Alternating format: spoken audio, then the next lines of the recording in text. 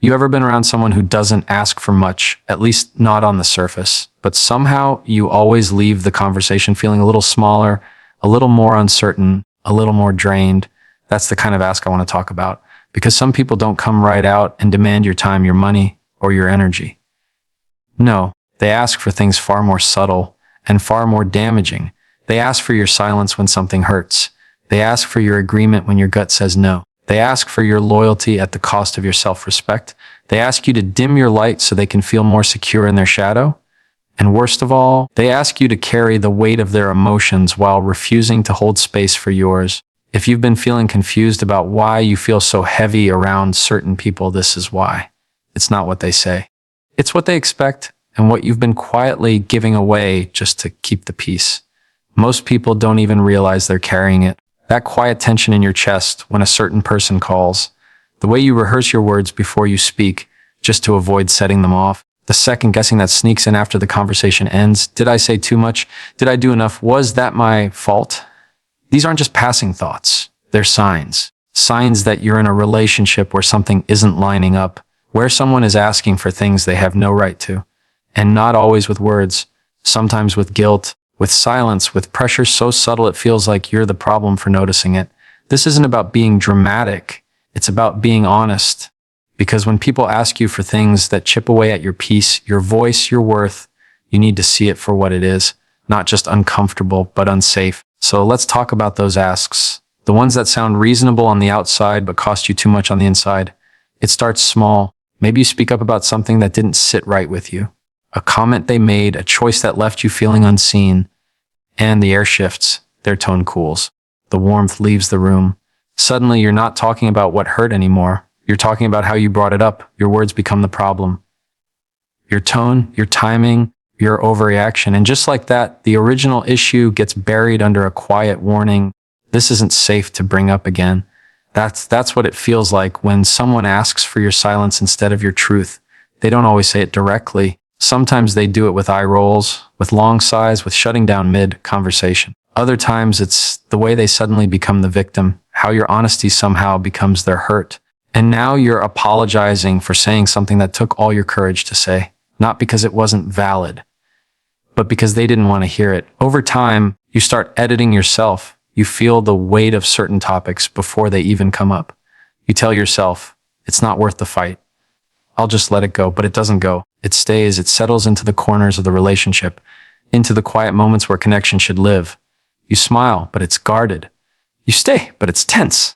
You're present, but not at peace, because you've learned that being truthful costs you closeness, and now you're stuck between two hard choices, being honest and feeling punished, or being silent and feeling invisible. This isn't just about conflict. It's about safety, emotional safety, the kind where you can say what's on your heart without fear of it being turned against you. The kind where your truth doesn't have to be perfect to be heard. And if someone consistently asks you, through their reactions, their withdrawal, or their defensiveness, to keep the peace at the expense of your voice, that's not emotional safety. That's quiet control. And listen, this doesn't mean every truth has to be delivered harshly. There's always room for compassion, for timing, for care in how we speak. But if the other person only wants to hear what makes them comfortable, that's not communication. That's compliance. You're not in a relationship where both people grow. You're in one where only one person gets to feel whole. So if you've been second guessing yourself lately, if you found it easier to bite your tongue than to be real, I want you to know that your truth matters. Not because it's flawless, not because it guarantees agreement, but because it's yours. And the people who truly value connection with you won't silence that. They'll make space for it, even when it's hard to hear. Because love that can't hold the weight of your truth isn't love that can carry you long term. It may feel peaceful in the moment, but long term, it'll leave you lonely inside your own life. And you were never meant to live like that. There's a kind of peace that doesn't feel like peace at all. On the outside, everything looks calm. No arguments, no raised voices, no tension in the air. But inside, you're holding your breath. You've trained yourself to read the room before you speak, to soften your opinions so they don't come off too strong, to stay agreeable even when something doesn't sit right with you. And you start telling yourself, this is just easier. But the truth is, it's not easier. It's just quieter. And that quiet is costing you something. When peace comes at the cost of your voice, it doesn't show up all at once. It creeps in through small moments. You bring up how you feel and they brush it off, or worse, make it about how sensitive you are. You try to set a boundary and they call it controlling. You say no, and now you're dealing with cold distance instead of conversation. So little by little, you start giving in, not because you don't have a voice, but because using it never seems worth the fallout. It's exhausting. Not just because of what you're holding back, but because of how much energy it takes to keep yourself small. You become the peacemaker, the fixer, the one who smooths everything over. And from the outside, people might even admire that. They say things like, "You're so strong, you're so easygoing," but they don't see the inner conflict. They don't see how many times you've stayed silent just to keep things from falling apart. They don't see the parts of yourself you've muted just to stay close to someone who only listens when you agree with them. That's the deeper issue here. It's not just about peace. It's about the version of peace you've been taught to accept. One where harmony means self-abandonment, where love means swallowing your feelings, where connection means never rocking the boat, even if that boat is sinking with you in it. And that's not peace.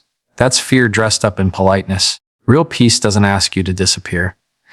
It doesn't punish you for speaking up or loving yourself out loud. It makes room for your full experience, not just the parts that are convenient. And if someone says they want peace, but what they really mean is, "Don't challenge me, don't disagree with me, don't make me uncomfortable," then what they want isn't peace. It's control. Your voice matters. Your needs matter. Your boundaries matter. And the people who are healthy for you, emotionally, spiritually, relationally, they won't just tolerate those things. They'll respect them. They'll grow with you through the discomfort. Because real connection isn't built on silence. It's built on truth, even when it's messy. So if you're sitting in a relationship where you have to trade your truth for temporary calm, it's okay to question that. It's okay to want more. You were not made to go through life as a watered down version of yourself just to keep someone else comfortable. Peace that costs you your voice will eventually cost you your self-worth.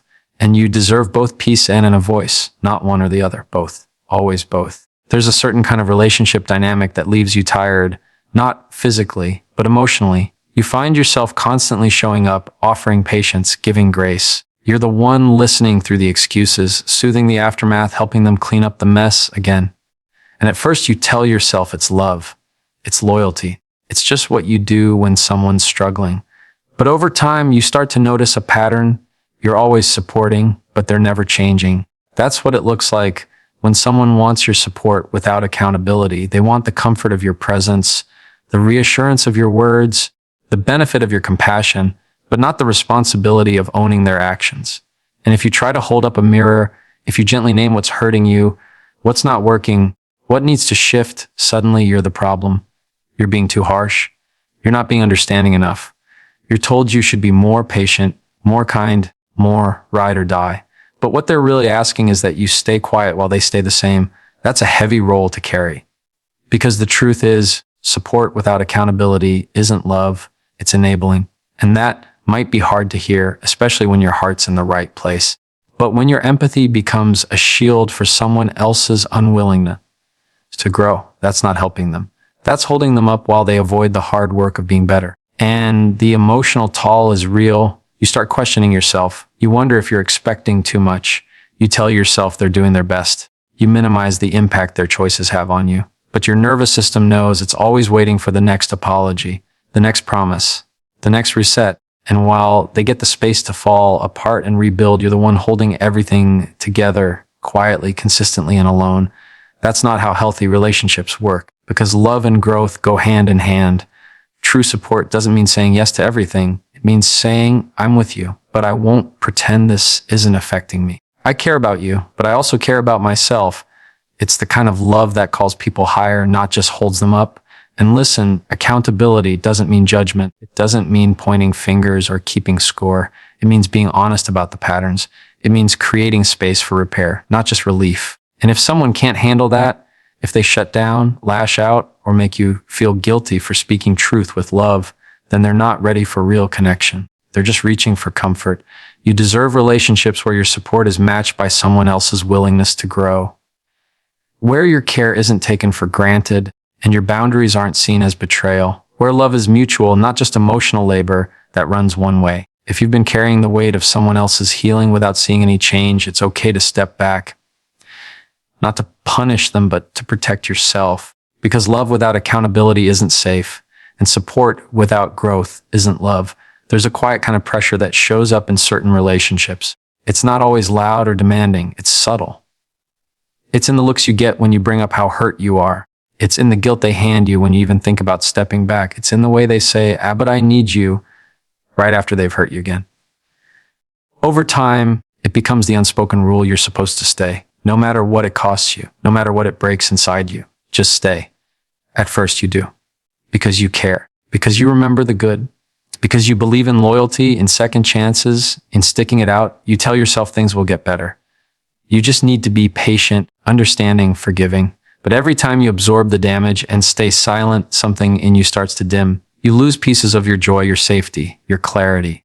And maybe you can't even name it yet. You just feel heavier, tired in a way sleep doesn't fix. This is what happens when love becomes a contract instead of a connection. When the expectation is, if you really love me, you wouldn't leave. But real love doesn't hold people hostage. It doesn't keep score or trap you with guilt. It doesn't say, prove your loyalty by enduring my neglect, my anger, my inconsistency. That's not love. That's fear, control, and comfort masquerading as commitment. You may have grown up around this kind of love, where leaving was wrong and staying was always right, where your pain didn't justify distance, where walking away was labeled selfish. But I want to tell you this as plainly as I can, choosing to protect your well-being is not a betrayal. It's wisdom. It's strength. It's self-respect. Staying in a space that's breaking you doesn't make you loyal. It makes you lost. Because the truth is, when someone expects you to stay, no matter the damage, what they're really saying is, your pain matters less than my comfort. That's not partnership. That's imbalance. And no matter how much history you have, how many promises they've made, how much you want to believe in the good, you cannot build something healthy on the foundation of your silence and sacrifice. And I know, it's hard. Walking away doesn't always feel strong. Sometimes it feels like failure. Sometimes it feels like giving up. But it's not. It's honoring the part of you that finally realized love is not supposed to hurt this much, cost this much, confuse you this much. And if someone truly cared for you, they wouldn't expect your presence while ignoring your pain. They'd hear it. They'd address it. They'd change. You are not obligated to stay in places where you are not growing, where you are not heard, where you are not safe. You get to choose relationships that care about your well-being as much as your willingness, that see your value without needing you to prove it by how much you're willing to suffer. Staying is only meaningful when it's mutual. And if you've been expected to stay no matter the damage, it's okay to finally say, not anymore. There's a very specific kind of pain that comes from trying to take care of yourself and being made to feel like you've done something wrong. You set a boundary, not to hurt anyone, not to punish, but to protect your peace. You say no when something doesn't feel right. You ask for space, for honesty, for respect. And instead of being met with understanding, you're met with accusations. How could you? After everything I've done for you, you've changed. You're abandoning me. And suddenly, your boundary gets twisted into betrayal. That's the moment where confusion creeps in. Because now you're not just managing your own needs. You're managing their disappointment, their reaction, their wounded pride. You start questioning yourself. How was I too harsh? Did I overact? Am I being selfish? You were trying to create a line that made the relationship more honest, more fair, more grounded, but they made it about disloyalty, about you turning your back on them.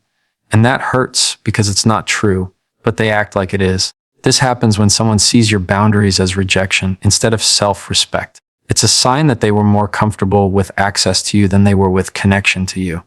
Because real connection requires responsibility.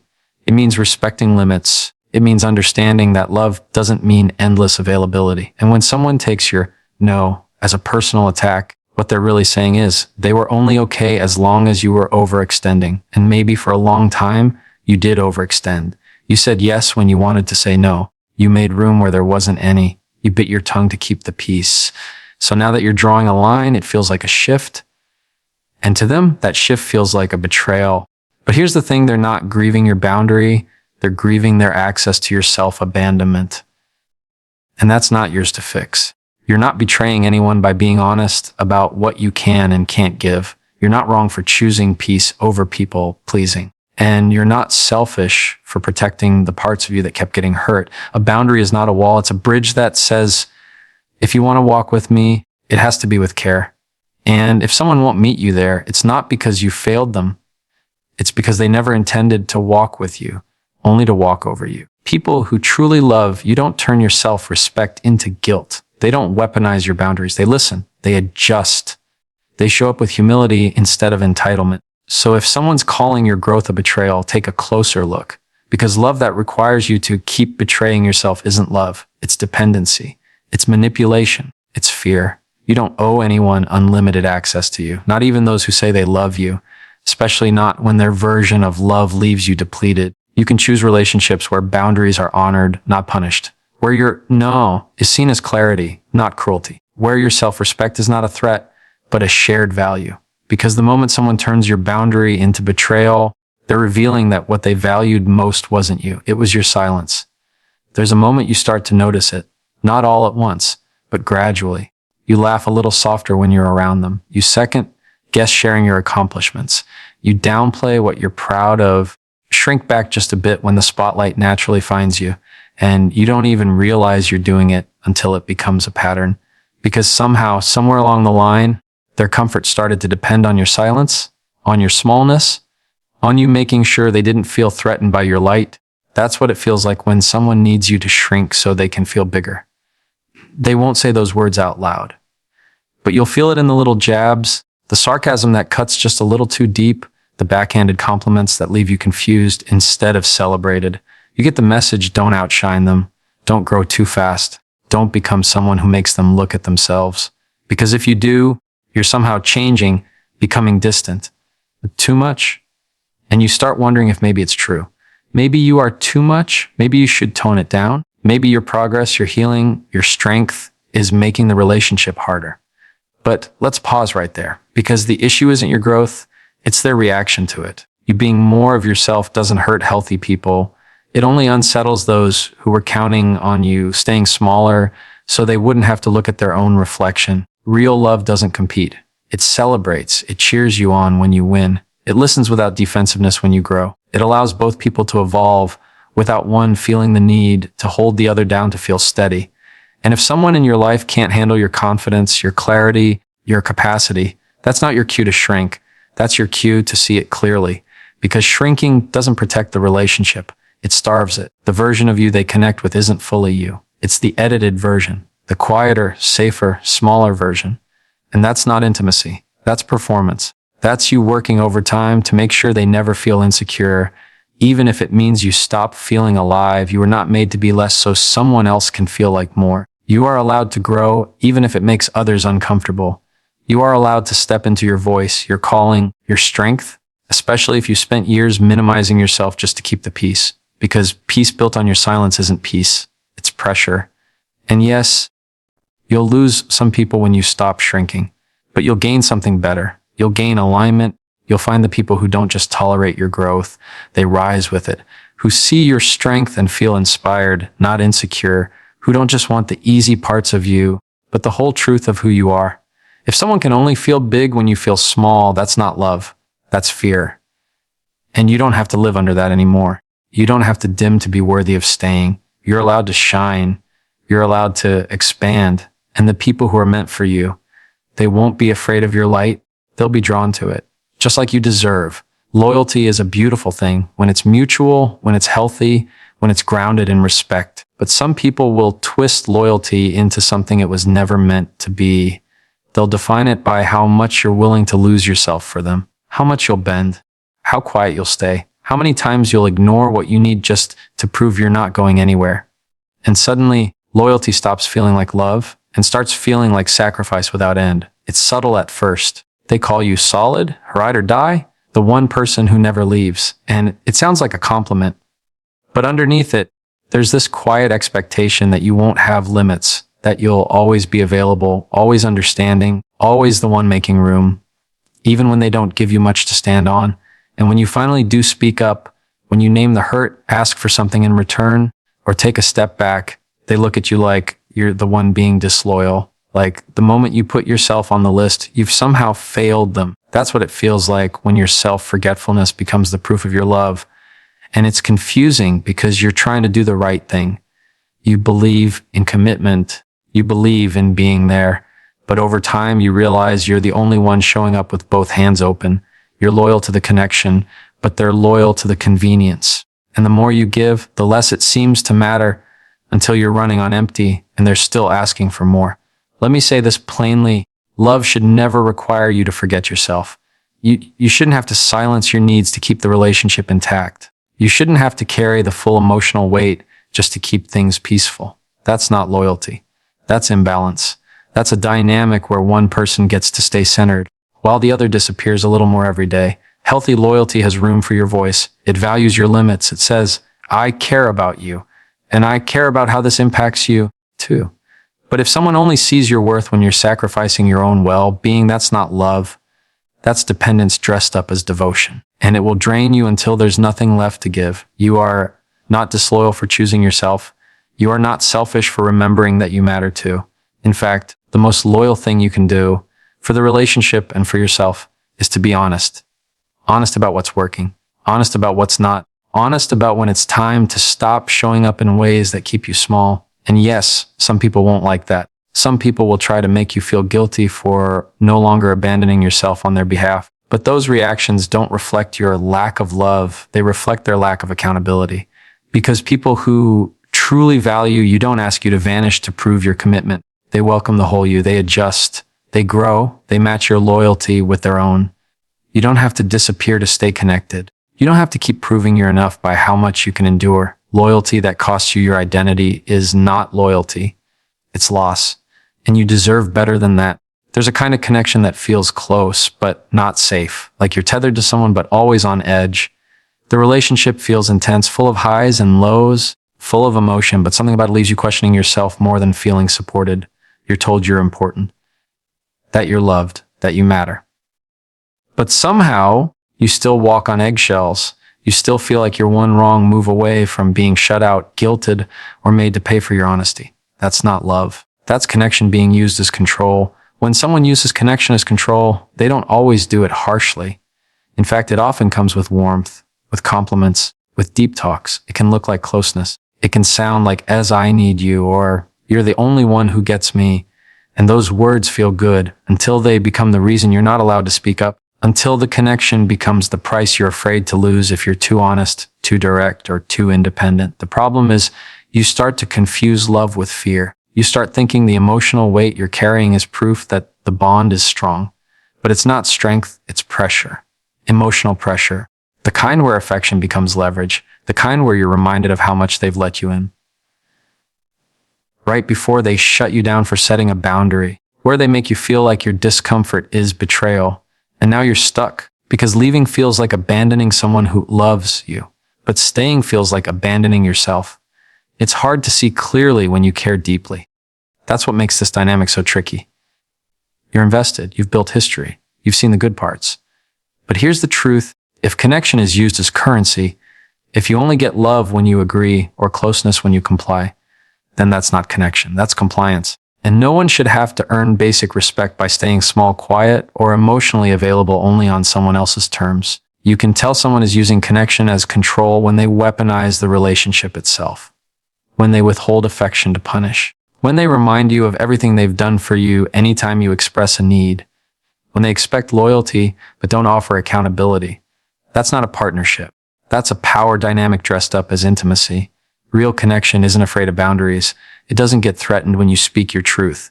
It leans in, not away. It doesn't say, if you really loved me, you wouldn't bring this up. It says, because we care, we can talk about hard things. And if someone only wants the relationship when you're bending, shrinking, or keeping quiet, that's not connection. That's control. You are allowed to expect more than emotional strings disguised as love. You are allowed to ask for a connection where your voice is safe, where your space is honored, and where love isn't conditional on how well you manage someone else's insecurities. The people who are for you won't use connection to keep you in line. They'll use it to meet you where you are and grow with you from there. That's what real love sounds like. Calm, consistent, free. You know what it feels like? To be the one who keeps everything steady. The one who holds the emotional weight, keeps the peace, smooths over the tension. You're the anchor in the storm, the calm in the chaos, the steady voice when everything starts to unravel. And for a while, maybe even for years, you've told yourself that's just your role, that you're the strong one, the capable one, the one who can handle it. But deep down, it's exhausting, not because you're weak, but because you were never meant to carry it all by yourself. When you're expected to hold it all together alone, it becomes less of a strength and more of a burden. You start to notice that the support you give isn't returned, that when others fall apart, you're the first one they call, but when you're the one unraveling, the room goes quiet. People start assuming your strength means you don't need help, that your silence means you're fine, that your ability to carry the weight means they can keep piling it on. And here's the hard part, you might not even know how to ask for help anymore. You've gotten so used to being the one who shows up, who stays grounded, who fixes and explains and absorbs, that reaching out feels foreign. It feels like a risk, like you might disappoint someone, like you're failing at the one thing people rely on you for, holding it all together. But holding it all doesn't mean you're okay. It means you've adapted. It means you've learned how to tuck your own needs away in the name of stability. And over time, that creates a quiet loneliness, the kind that builds in the background, the kind you don't talk about because you're not even sure where to begin. You're surrounded, but not supported. Seen, but not known. This isn't about blaming the people around you. It's about recognizing a pattern where your emotional labor has become a silent expectation, a pattern where the balance is off and your needs keep getting pushed to the side. Because somewhere along the line, the relationship became dependent on you staying strong, not both of you growing stronger together. Real connection doesn't ask you to disappear into responsibility. It doesn't celebrate your silence while benefiting from your strength. It makes space for your humanity, for your mess, for your I'm not okay today moments. And the people who are safe for you, they won't flinch when you stop performing your strength. They'll lean in. They'll listen. They'll share the load. You're allowed to be tired. You're allowed to not have the answers. You're allowed to ask for help, even if you're used to being the helper. And you're allowed to let go of relationships that only value you when you're useful, not when you're vulnerable. Because you were never meant to be the glue that holds everything together at the cost of falling apart inside. Your worth isn't measured by how well you hold others. It's also measured by how well you're held, and you deserve to be held too. It's one of the most quietly exhausting things that can happen in a relationship, being made responsible for someone else's emotions. Not because you said something cruel, not because you intentionally hurt them, but simply because their inner world becomes something you're expected to manage. Their anger, their insecurity, their mood swings, it all somehow ends up on your plate. And the line between caring for someone and carrying them starts to blur in ways you didn't see coming. At first, it might look like love, like connection, like vulnerability. They lean on you. They tell you how much you matter. They confide in you, break down in front of you, say things like, you're the only one who understands me. And that can feel good, right? It feels meaningful, like you're needed, like you have a special place in their life. But what you start to notice over time is that when they're not okay, you're not allowed to be either. When they're upset, everything stops until you fix it. And the unspoken message becomes clear as if I'm struggling, it's your job to make it better. That's when emotional connection becomes emotional captivity. Because now your tone, your words, your behavior, even your silence, it all has the power to ruin their day or make things worse. And suddenly you're managing their reactions before they even happen. You're predicting their moods before you walk through the door. You're apologizing for things you didn't even do just to keep things calm. You're walking on emotional eggshells, trying to keep their peace, even if it costs you your own. It's a quiet erosion. You stop bringing things up because you know it'll lead to them spiraling or shutting down. You avoid setting boundaries because it triggers a storm of emotions you'll be expected to calm. You start editing your truth, your tone, your needs, because their emotional comfort becomes the unspoken priority. And the longer it goes on, the more you begin to believe that if they're upset, it must somehow be your fault. That's not emotional intimacy. That's emotional outsourcing.